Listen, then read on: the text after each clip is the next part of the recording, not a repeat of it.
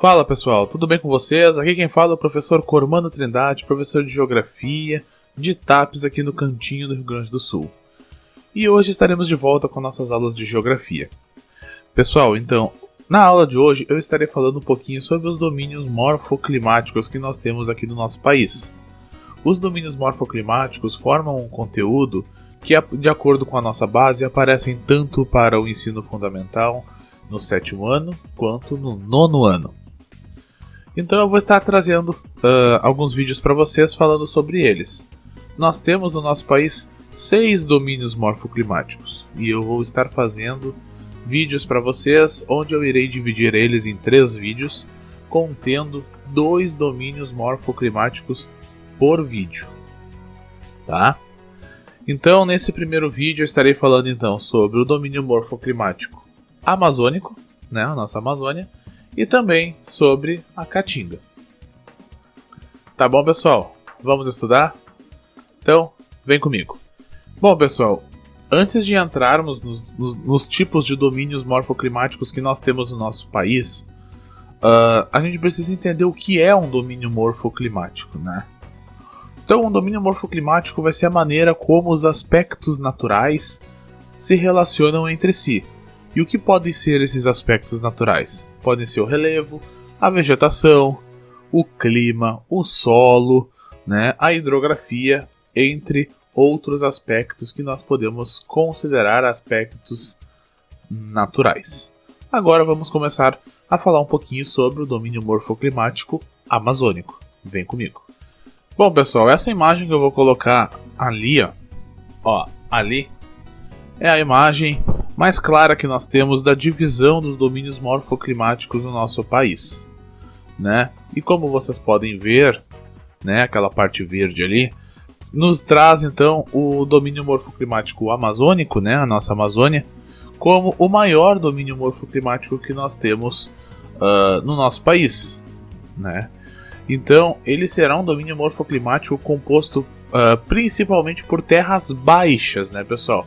Ou seja, que serão locais com baixas latitudes, né? E também por algumas depressões, né? Porém, o seu clima será equatorial, ou seja, ele vai ser uma variação do clima equatorial que a gente chama de equatorial quente e úmido. Ou seja, as chuvas irão ser distribuídas durante todo o ano, né? E ele vai manter uma temperatura média em torno dos 24 a 27 graus Celsius. Agora falando um pouquinho a respeito da hidrografia da Amazônia, nós temos também, além de ser o maior domínio morfoclimático do nosso país, nós também temos a maior bacia hidrográfica do nosso país, quer dizer, que é a bacia hidrográfica amazônica, né? Aí nós temos um destaque muito importante, né, para o rio Amazonas, né, pessoal, o maior rio do nosso país, um dos maiores do mundo, né? E também nós temos ali a vegetação. A vegetação, apesar de ela ser bastante diversificada, ela será composta por plantas que a gente diz que são plantas perenes, né? Ou uma vegetação perene.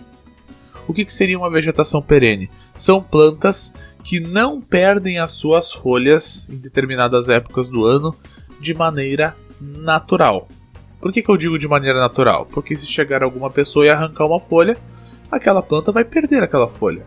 Mas isso não é uma atividade natural de perda de folhas de alguma planta, né, pessoal?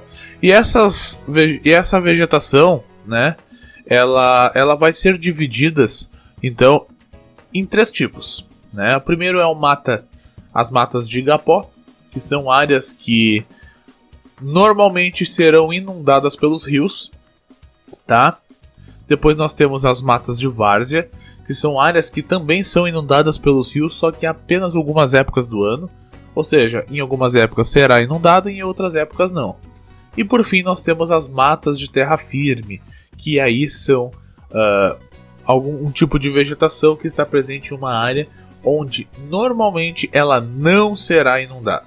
Então, a mata de igapó será inundada, a mata de várzea será inundada só de vez em quando, e a mata de terra firme não será inundada.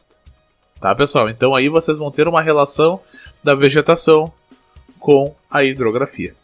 Bom, pessoal, eu vou colocar a foto do mapa ali de novo, ali, E a Caatinga será aquele vermelhinho ali no mapa, né? Então, como vocês podem ver, a Caatinga está localizada então na região nordeste do nosso país e ela vai ter um relevo formado principalmente por depressões, né? Agora, quando nós formos falar sobre o clima da Caatinga, nós temos que entender uma coisa. Imaginem um deserto. Imaginem o clima de um deserto. O clima de um deserto é um clima que nós chamamos de clima árido, tá? A Caatinga, ela é quase um deserto. Então o seu clima não será árido, ele será semiárido. Ou seja, é um clima que é um clima quase o clima do deserto. Se é quase um deserto, então vocês já começam a ter uma ideia de que a Caatinga então é uma região, é um domínio morfoclimático que convive muito com a seca.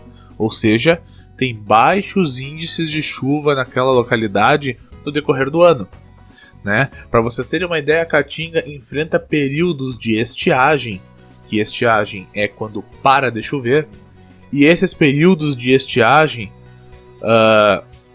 muitas vezes acabam ultrapassando a 1 ano de duração, né? O que acaba contribuindo bastante para o surgimento da seca. Bom, pessoal, agora falando um pouquinho sobre a hidrografia da Caatinga, tá? Ela vai ser composta por alguns rios, né? Onde a maior parte desses rios serão o que nós chamamos de rios temporários, né, pessoal? Então, ou seja, por que rios temporários?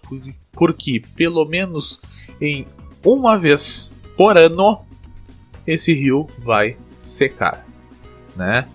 E isso vai ocorrer também por causa das altas temperaturas, né, pessoal? Que vai facilitar ali para a evaporação da água e também por causa do tipo do solo, que por não ter uma boa permeabilidade, também vai contribuir para que essa água seja evaporada mais rapidamente. Agora, somando ao que nós já tínhamos comentado, né, pessoal? A vegetação da Caatinga, né, por possuir um solo muito raso, acaba dificultando que as raízes possam explorar esse solo com muita profundidade, né, com uma certa profundidade, né? E ela vai se dividir, a vegetação da Caatinga, em 3 tipos também, só que dessa vez será pelo tamanho, né? Enquanto as plantas arbóreas terão de 8 a 12 metros, as plantas arbustivas terão de 2 a 5 metros e as plantas herbáceas terão menos de 2 metros, né?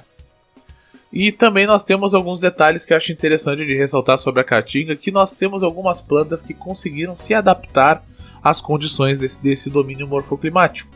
Como por exemplo a carnaúba. A carnaúba tem nas suas folhas uma espécie de uma cera que ajuda a evitar que esta planta perca água através do processo de evaporação. E também nós temos algumas plantas que têm a capacidade de retenção de água, ou seja, que conseguem acumular água no seu interior. Como, por exemplo, o cacto. O cacto é uma planta que consegue reter mais de 3 litros de água no seu interior.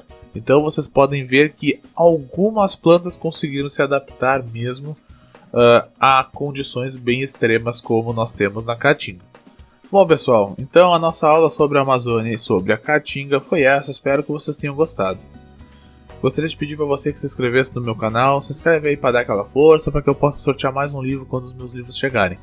Tá bom, pessoal? No mais era isso, muito obrigado a todo mundo que chegou até aqui. Vejo vocês no nosso próximo sábado com a nossa próxima aula. Tá bom, pessoal? Então, aquele abraço para todo mundo e até a próxima!